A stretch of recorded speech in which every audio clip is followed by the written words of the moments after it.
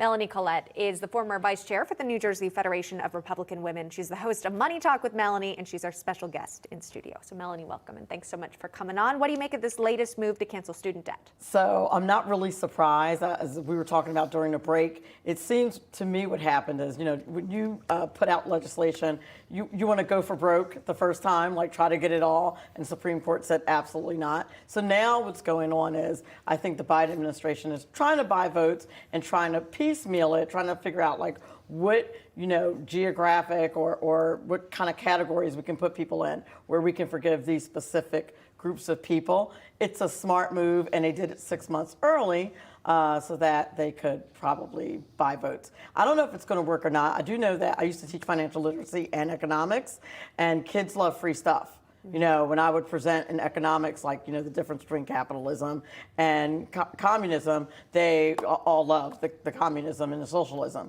And I'm like, yeah, because you're already socialist. Everything's free.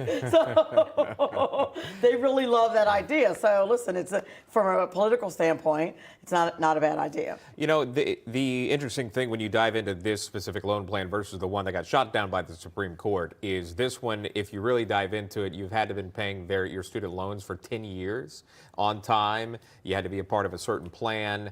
And then it had to be, I think, under a certain amount of money that you borrowed at less than $12,000, something like that, right? So it's not everyone. It's so limited. So to me, and there will be, again, borrowers that will get a letter from the Department of Education. You don't apply for it. They just simply send you an email saying, hey, your debt is forgiven. But to me, it's almost more of a news headline than it really is anything else based on the high stipulations to even meet to get this forgiveness. That's true. But when you look at it from a campaigning perspective, they're looking at, 153,000 people that got relief. They'll tell a friend that maybe if you vote for Biden over the next 4 years, when he's not worried about re-election, maybe he can do more. So that's like the political calculus, I would imagine. Yeah, that's a great point.